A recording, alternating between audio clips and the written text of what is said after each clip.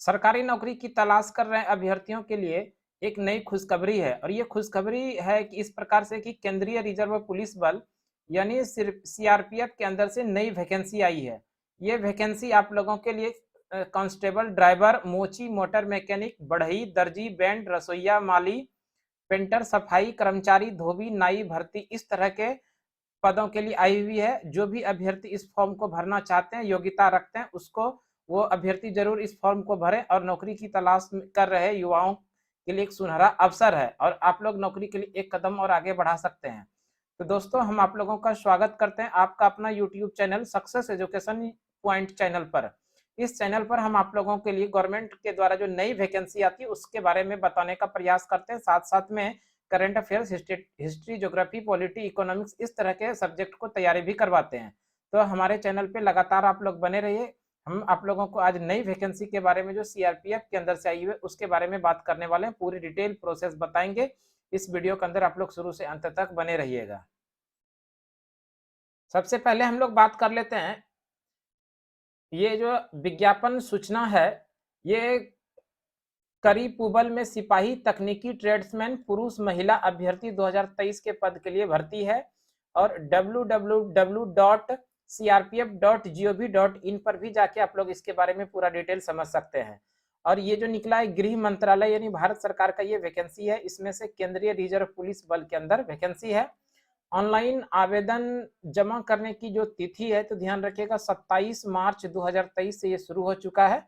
CRPF में नई vacancy के लिए ऑनलाइन आवेदन 27 मार्च 2023 से शुरू हो चुका है। ऑनलाइन आवेदन प्राप्त करने और ऑनलाइन शुल्क भुगतान करने की जो अंतिम तिथि है वो 25 अप्रैल 2023 है।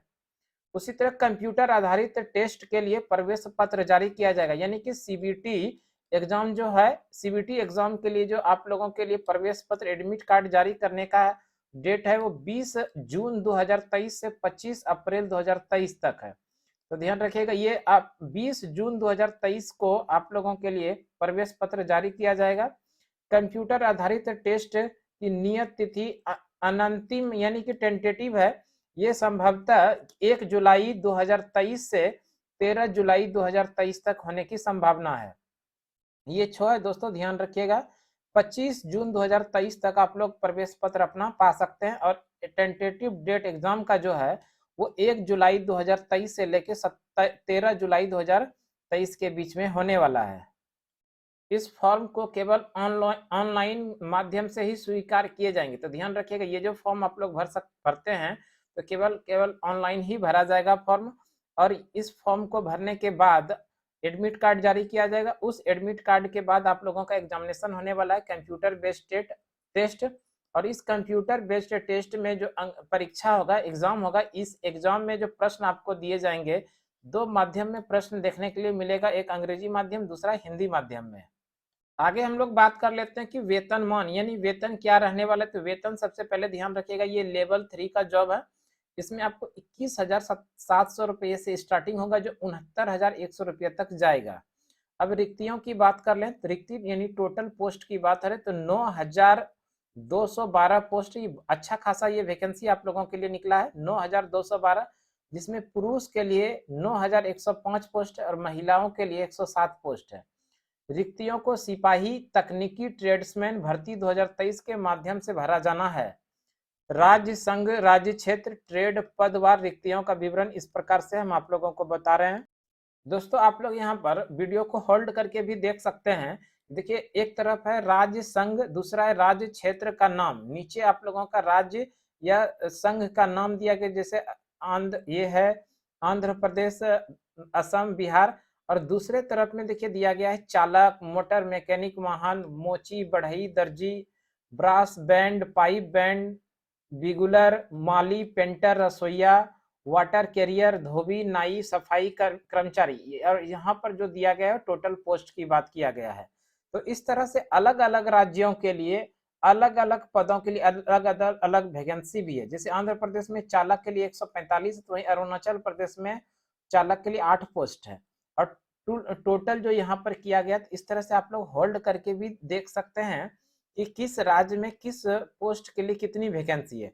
उसके बाद आप लोग यहाँ से समझ भी सकते हैं। वैसे नोटिफिकेशन को भी डाउनलोड करके एक बार इसको देख सकते हैं।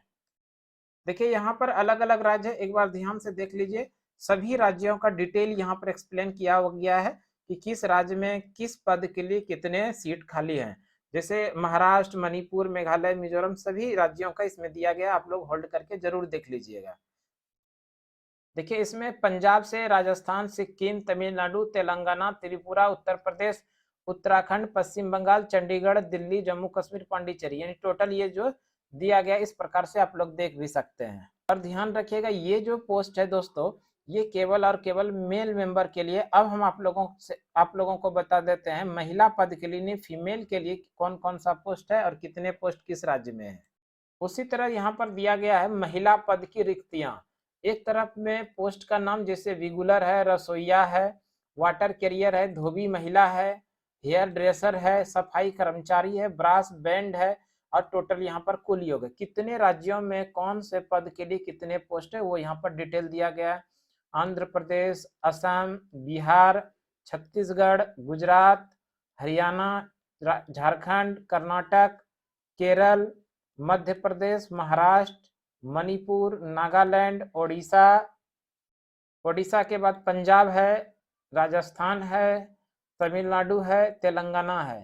तो आप देख सकते हैं यहाँ पर सारा डिटेल दिया गया है, कुल कितने पोस्ट हैं अलग अलग राज्यों के लिए। और ये जो पोस्ट है ये महिला का पोस्ट है, ये आरक्षण के तहत महिला केवल इसमें फॉर्म अप्लाई कर सकती है। देखिए यहाँ पर दिया गया जो है उत्तर प्रदेश, पश्चिम बंगाल, ये भी टोटल जो है महिलाओं के लिए ही आरक्षित है। आगे देखते हैं उपरोक्त रिक्तियों में पिछली भर्ती की बैकलॉग रिक्तियां भी शामिल है, यानी कि ये जो वैकेंसी आई है इसमें पिछला वैकेंसी जो जिसमें कि बैकलॉग रिक्ति रह गया था उसको भी इसके अंदर शामिल किया गया है। अब हम लोग जान लेते हैं कि इस फॉर्म को कौन कौन भर सकता है। तो ध्यान रखिएगा, अभ्यर्थियों को भारत का नागरिक होना चाहिए। रिक्तियां राज्य, संघ, राज्य क्षेत्र के अनुसार है, इसलिए अभ्यर्थियों को अपने राज्य, संघ, राज्य क्षेत्र से संबंधित अधिवास पीआरसी प्रस्तुत करना होगा। यानी कि आप जिस राज्य के हैं उसी राज्य के अंदर फॉर्म भरने में आप लोगों को आसानी होगी। तो भारत का साथ साथ में भारत का नागरिक होना चाहिए। आयु सीमा की बात कर लेते हैं हम लोग। तो चालक के लिए 1 अगस्त 2023 को न्यूनतम 18 वर्ष और मैक्सिमम 27 वर्ष, ये चालक के लिए। अभ्यर्थी का जन्म हो गया 2 अगस्त 1996 से पहले, 2 अगस्त 1996 से के बाद, इसके बाद और 1 अगस्त 2002 के बाद का नहीं होना चाहिए। यानी 1 अगस्त 2002 के पहले और 2 अगस्त 1996 के बाद के बीच के हैं तो आप इस फॉर्म को जरूर भर सकते हैं। वहीं पर बात कर लें सिपाही, एमवीए, मोची, बढ़ई, दर्जी, brass band, pipe band, bugler, माली, पेंटर, रसोईया, वाटर कैरियर, धोबी, नाई, सफाई कर्मचारी। यानी आप इसको इस तरह से समझ सकते हैं कि सिपाही को छोड़कर जितने भी पद हैं उन पदों के लिए न्यूनतम उम्र सीमा 18 वर्ष और मैक्सिमम 23 वर्ष है। यानी सिपाही के लिए केवल 21 वर्ष है न्यूनतम और 27 वर्ष है मैक्सिमम। ये केवल और केवल सिपाही के लिए है। सिपाही के बाद वाला जितने भी पोस्ट हैं उन सभी पोस्टों के लिए न्यूनतम उम्र सीमा 18 वर्ष है और मैक्सिमम उम्र सीमा जो है वो 23 वर्ष है।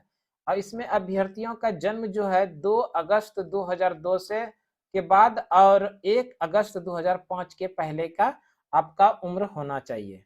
और इसमें उम्र सीमा में भी छूट है दोस्तों, इसको भी हम लोग जान लेते हैं कि उम्र सीमा में जो छूट है, अनुसूचित जाति और अनुसूचित जनजाति को 5 वर्षों का छूट है, अन्य पिछड़ा वर्गों को 3 वर्ष का छूट है। भूतपूर्व सैनिक, इसकी गणना तिथि की वास्तविक आयु से प्रदान की गई सैन्य सेवा को घटाने के बाद 3 वर्षों का छूट है। आगे भी है 5 वर्षों का छूट, ये इसमें दिया 1984 के दंगे या गुजरात में 2002 के सांप्रदायिक दंगों में मारे गए पीड़ितों के बच्चे के आश्रित के लिए 5 वर्षों का छूट है। वहीं पर 1984 या गुजरात के 2002 के सांप्रदायिक दंगों में मारे गए पीड़ित परिवार के बच्चे के आश्रित ओबीसी के लिए 8 वर्षों का छूट है। वहीं पर 1984 इसी तरह अनुसूचित जनजाति, अनुसूचित जाति के लिए इसमें 10 वर्षों का छूट है। आगे हम लोग बात कर लेते हैं जो महत्वपूर्ण, सबसे ज्यादा महत्वपूर्ण है कि शैक्षणिक योग्यता क्या होना चाहिए। तो शैक्षणिक योग्यता जो है दिनांक 1 अगस्त 2023 को ये आपके पास होना चाहिए। प्रत्येक ट्रेड पद से शैक्षणिक व्यावसायिक योग्यता इस प्रकार से है।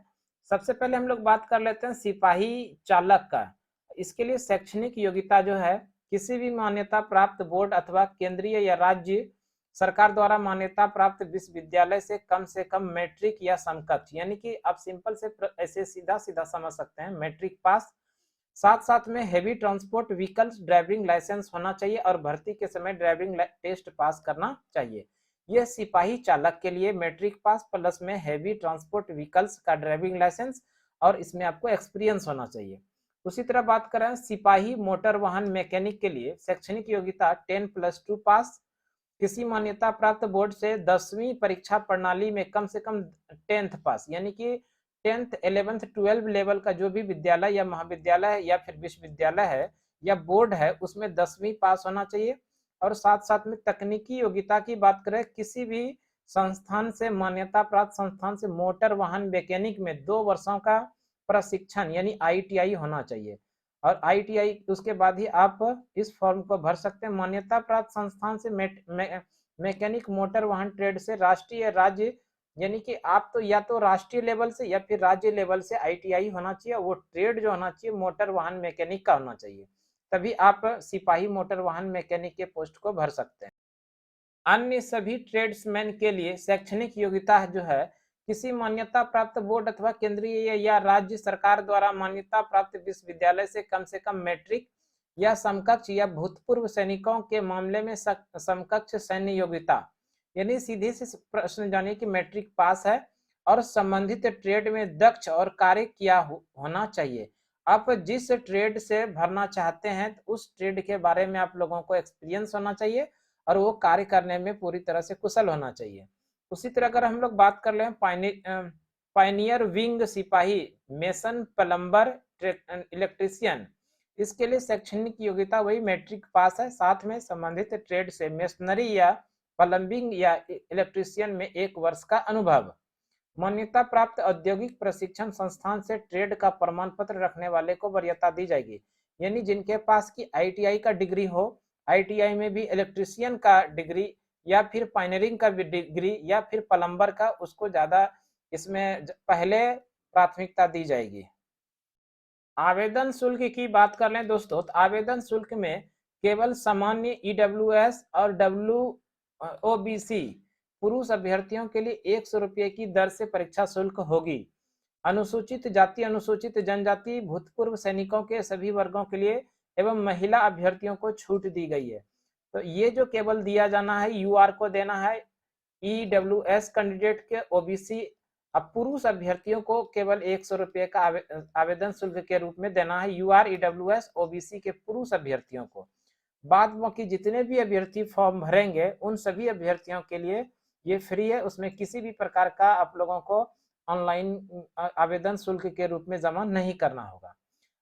ये UR, EWS, OBC आप लोग जो ये फॉर्म के लिए आवेदन शुल्क जमा करेंगे तो किसी भी प्रकार के ऑनलाइन मोड से ही जमा कर सकते हैं, या तो नेट बैंकिंग के माध्यम से कर सकते हैं, UPI के माध्यम से कर सकते हैं, मास्टर कार्ड से कर सकते हैं, क्रेडिट कार्ड से कर सकते हैं, या फिर डेबिट, किसी भी प्रकार के ऑनलाइन मोड से आप जमा कर सकते हैं ये 100 रुपये का आवेदन शुल्क के रूप में। परीक्षा केंद्र की बात कर लेते हैं। कंप्यूटर आधारित परीक्षा केंद्र का शहर। आप दोस्तों अगर पहले फॉर्म भरेंगे तो हो सकता है कि आपका जो परीक्षा केंद्र हो वो आपके घर से नजदीक का जो परीक्षा केंद्र होगा वो ऑप्शन डाल के आप वहां पर भी परीक्षा केंद्र ले सकते हैं, लेकिन पहले फॉर्म भरने पर ये आप लोगों को लाभ मिल सकता है। ये देख लीजिए, ये जो लिस्ट है भारत के अलग अलग शहरों में जो परीक्षा आयोजित की जाएगी उसी परीक्षा केंद्र का ये नाम है, किस राज्य में कहाँ पर एग्जामिनेशन होने वाला है वो सारा डिटेल यहाँ पर दिया गया है और उस जगह आप लोग फॉर्म भर के उस ऑप्शन में को डालकर एग्जामिनेशन सेंटर ले सकते हैं। हम लोग बात कर लेते हैं कि परीक्षा का जो योजना होगा यानी सिलेबस क्या है। तो सिलेबस के लिए सबसे पहले तो ये जान लीजिए कि ये जो एग्जाम होने वाला है कंप्यूटर बेस्ड टेस्ट होगा जिसको CBT बोलेंगे, और इस CBT में 100 अंकों का 100 प्रश्न होंगे, यानी टोटल जो है 100 प्रश्न होगा और 100 प्रश्नों के लिए 100 नंबर होगा टोटल, और सभी प्रश्न ऑब्जेक्टिव टाइप के प्रश्न पूछे जाएंगे। और इसमें सिलेबस देख लीजिए, सामान्य बुद्धिमत्ता यानी तर्क शक्ति, ये रीजनिंग हो गया, 25 प्रश्न हो गया और ये 25 मिनट का टाइम दिया जाएगा। वहीं पर ये जो सामान्य ज्ञान एवं सामान्य जागरूकता, जिसको जीए बोलेंगे, जनरल अवेयरनेस, इसके लिए भी 25 प्रश्न है और अधिकतम जो अंक है 25 नंबर है। तो इस तरह से जीए भी आप लोगों के लिए, जीके जीएस और जीए 25 प्रश्न 25 अधिकतम अंक है। गणित की बात करें तो गणित भी 25 नंबर का प्रश्न पूछा जाएगा और 25 प्रश्न 25 नंबर का। अंग्रेजी या हिंदी दोनों में से कोई भी एक आप ऑप्शनल डाल सकते हैं। इसके लिए 25 प्रश्न रहेगा और 25 नंबर के लिए एग्जाम होगा। 25 टोटल मार्क्स होगा अंग्रेजी या हिंदी का, और कुल मिला के 100 प्रश्न होंगे और इस 100 प्रश्नों के लिए आप लोगों को 100 नंबर दिया जाएगा और इसके लिए जो टाइम निर्धारित है 2 घंटे का टाइम दिया जाएगा। और इसमें सभी जो ऑब्जेक्टिव टाइप के प्रश्न होंगे, और ध्यान रखिएगा इसमें निगेटिव मार्किंग का भी प्रावधान है, 1/4 निगेटिव मार्किंग का प्रावधान है। इसी को बोल सकते हैं 0.25। अगर आप लोग एक गलती करते हैं तो आपको सही में से 1/4 यानी 1/4 नंबर काट लिया जाएगा। इसलिए आप लोग ध्यान रखिएगा दोस्तों, इस एग्जाम को देने के जाने के पहले अच्छे से तैयारी करके जाइएगा ताकि गलती आप लोगों से प्रश्न में ना हो। अगर गलती होने पर आप लोगों का सिलेक्शन से और दूर ले जाने की उम्मीद बढ़ जाएगा।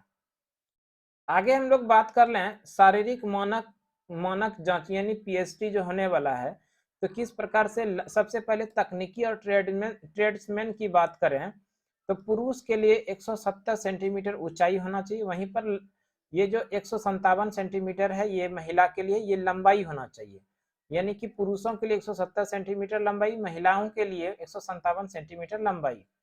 जैसे कि ऊपर उल्लेख किया गया, अभ्यर्थियों को कुछ श्रेणी की लंबाई में छूट की अनुमति दी गई है।